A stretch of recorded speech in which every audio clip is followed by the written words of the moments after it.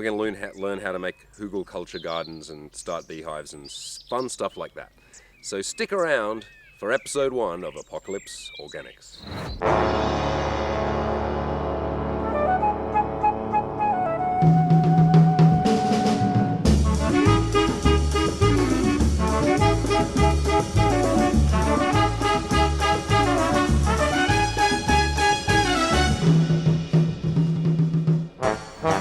It's now the 29th of March, and it's probably going to be another week or so before I put this video out, so I'm expecting that by the time it's out, most of the planet is in a severe lockdown, in your apartments, in your houses, wherever it is that you live. And my idea of like inspiring people to grow gardens may not be as realistic because you can't leave your house.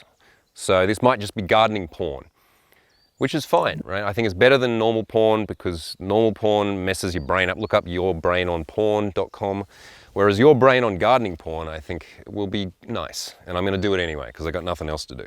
So this episode is going to be a conglomerate of a whole bunch of clips that I took and farm tours and drone shots, kind of giving you a concept of what this property is.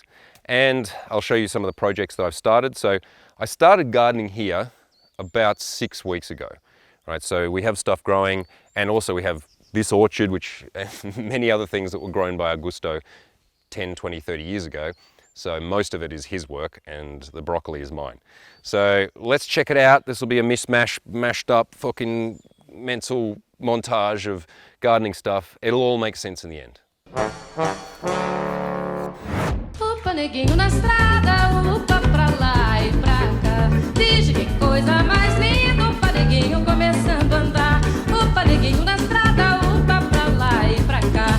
Vixe, que coisa mais linda, opa, neguinho começando a andar, começando a andar, começando a andar. E já começa a apanhar. So when I bought this place, I inherited these 2 geese, and believe it or not, they're 30 years old. 30 years old, these fuckers. And then I went ahead and bought a bunch of chickens. So when I was buying the chickens, I saw that they had peacocks there, and I thought immediately, fucking I'm buying the peacocks, obviously. So come check this out. Stay by me, huh? Just a little bit further. Come on, come on. Just this way. Come on. Come. Nearly there now.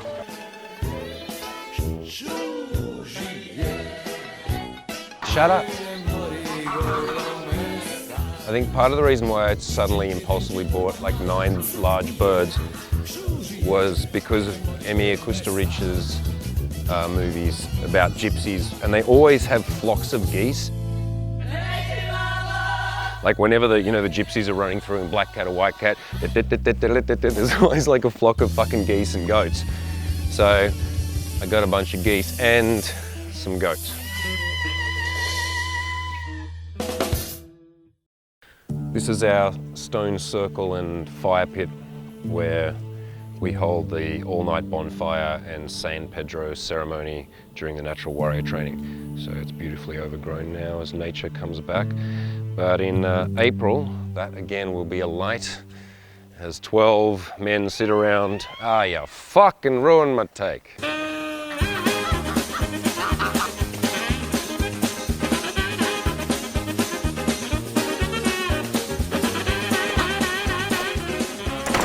Postal service is surprisingly good here, like way better than fucking Budapest. Hungary, you suck. Here shit gets delivered directly to your fucking...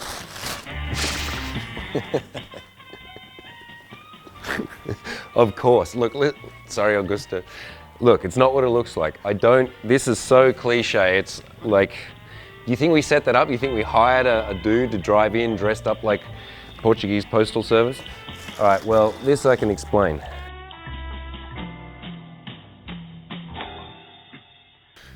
This I bought on Portuguese eBay. It's an 1840s American thing that used to be pulled by a buffalo or whatever, and that you would dig out, as you were a frontiersman digging out the fucking west, you would sow your corn. And so of course I just had to have it.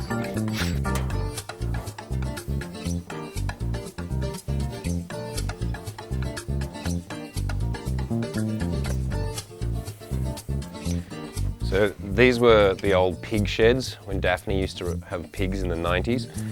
And now I've converted it into a little goat area. And behold, that one's called Little Brown, that one's called Goat. Hey, little cutie. So as cute as these little creatures are, they're also fucking awesome machines. So my plan is to move them with electric fences through the property anywhere that there's weeds and blackberries, and then they will be my organic fertilizers and weed destroyers. Won't you? Yes. Eat them all. All right, see you later.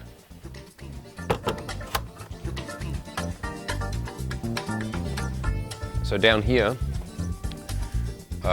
this used to be a big pile of pig shit because this old piggery produced a lot of pig shit. It was left in a big pile for 10 years and now became a huge pile of compost.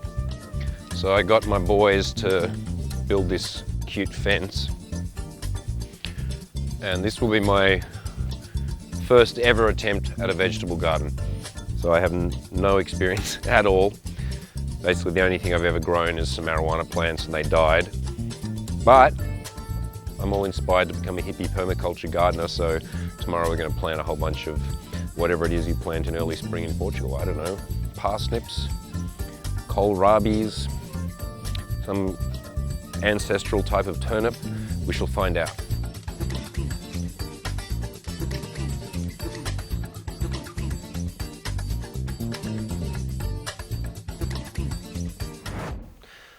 I'm really very lucky with the geography of this area. Basically, it's perfect Mediterranean climate, great rainfall, and a whole range of different topographies. So on this fairly small property, I've got rolling pastoral farmland, I've got hillside covered in forests, we've got little streams and marshlands and drier areas and more lush areas. It's gorgeous, as you can see.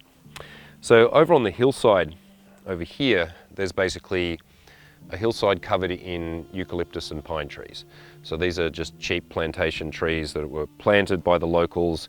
They harvest them every 10 years for the wood, and they gradually degrade the soil because they've cut down all the old Portuguese forest. So my plan is over time to cut down these introduced forests and replace them with the old cork oaks and the chestnuts and all these beautiful old Portuguese trees. And while I was planning this one night, I was sitting down and there was this area on the hillside that I was thinking about. And what it is, it's an old terraced area. So the locals, hundreds of years ago, they would take the hillsides and they would sort of make staircases where they would cover, make walls of stone, and then they would make these staircases and then they would cultivate them with olive trees or whatever crops they were growing. And over the years, these things have now been grown over and fallen into disrepair. So what I did was I sent a forestry team up there, got them to cut down all of the trees, and we've revealed this staircase.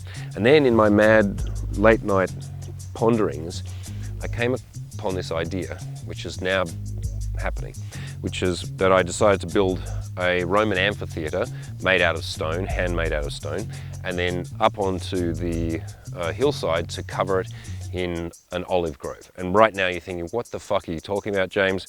Well, come and I'll show you. Just down here. This way. Just a little further. This way. Don't be shy. You see that? So I came across these guys, Carlos and his offsider, when they came to build me a little bridge. And I discovered that these two gentlemen are excellent stonemasons. And so they've just taken all the rocks out of the hillside and they're just using that and cement and now building an amphitheater that hopefully shall last 1,000 years. So, as you can see, over here, this is the start of the amphitheater. And these gents are just by hand placing like a jigsaw puzzle every single rock. And doing a gorgeous job. This has only taken them like a week so far.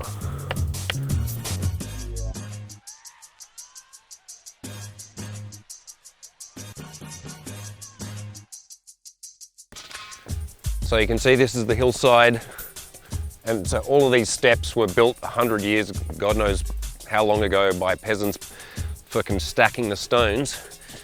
And now these gents have harvested them all to build my theatre.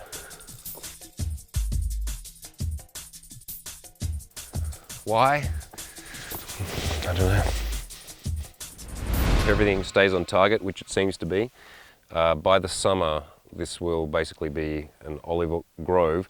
And the olive trees that I'm getting are over 100 years old, because everyone in this country has 100-year-old olive trees in their back garden, and they like to sell them for a couple $100. So the aim is that by next summer this will look like an olive grove and theatre that has been here for 500 years. So that in 1,000 years, people will be confused when they find the strange Illuminati symbols and totally irrelevant things that I've carved into the rock and hidden inside with secret messages which mean nothing.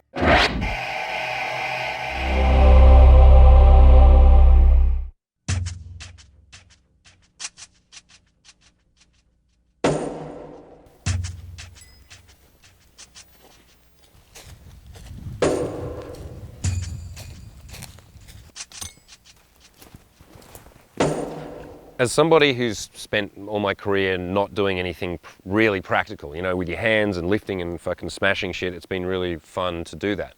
And so one of the things I did was teach myself to chainsaw. And what I've been doing here is dropping the wattles and bits of eucalyptus and fucking pine trees and chopping them up and letting them mulch.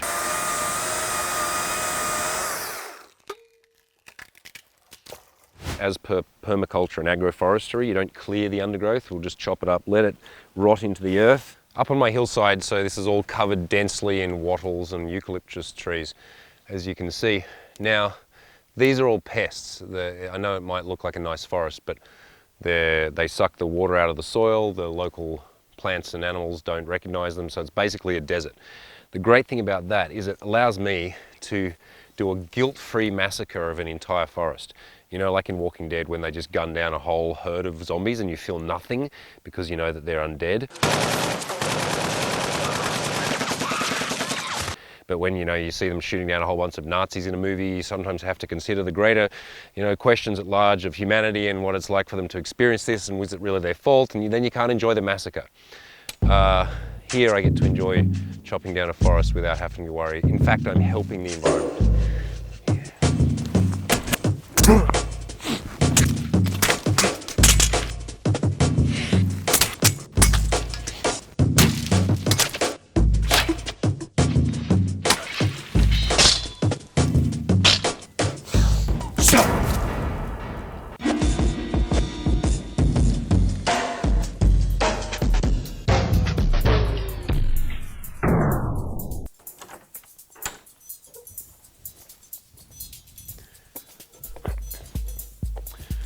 When I bought this land, there was this other block across the road, this huge block, but it was totally covered in brambles and blackberries and shit, so I couldn't even see what was there. So basically I sent a tractor in there to slash it, and then Augusto went in and beautifully manicured the whole thing. And now we've discovered that we have this gorgeous rolling hillside covered in regrowth forest. So come and have a look. Tem teso, tem amor, tem riso, tem ouro, ouro preto, ouro branco. Legal. Throughout the property we've been dropping these plantation pines to create rooms. You can see these very small and slow growing cork oaks. This is what they use to make the cork for anything that they use cork for, in fucking wine bottles or whatever. The sacred tree of Portugal. So gradually we're going to start chopping these trees down, replacing them with all the local pines, the local oaks, to recreate the primordial Portuguese forest. Now, also what I discovered was that all the surrounding land connected to mine is owned in tiny little strips by the locals, right? So someone's great aunt died and left that little bit of land, and they chopped it up and gave this one to Mario and this one to Jesus. And so there's this patchwork quilt of tiny bits of land all over the country. And so I just started going and finding out through Augusto who owns the next door, like this bit here. and this bit there and this bit there, and then offering them certain amounts of money, and they all said yes because they don't want it. So gradually I'm buying up these little strips, little 2,000 meters here, 4,000 here, that are attached to the farm. So over time I'm aiming to actually double the land size and then double the forest. Why? Because I love fucking forests. So there's the estate tour. I hope you guys enjoyed that. I've got a lot of big landscaping projects coming up over the spring. I'm going to be planting hundreds of new trees, building the amphitheater, creating new training spaces for the warrior. So we're going to have different kind of obstacle courses and upgrading the gym, getting the pool ready. So yeah, this place is happening, and I'm really excited to be building my my natural retreat center where we can run all sorts of crazy cool workshops and events. You look at some cases. In the urgent, all of them in the communist coronavirus cases, Big cities like Rome, the virus, desperate people, Spain, You have to stay 2 meters apart. more than 1 billion Africans and Indians will be facing the crisis.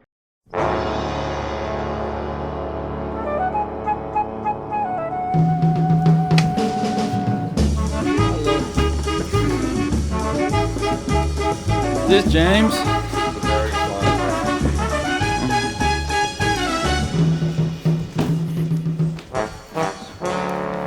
Shay Shay.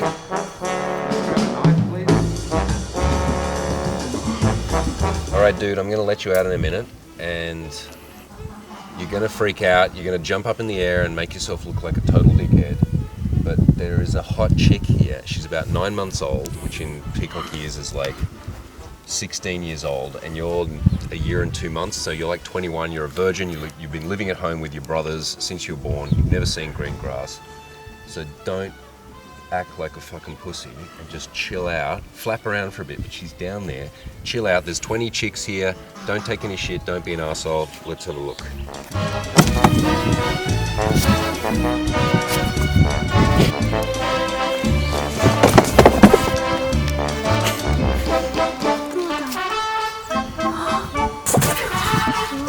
Welcome!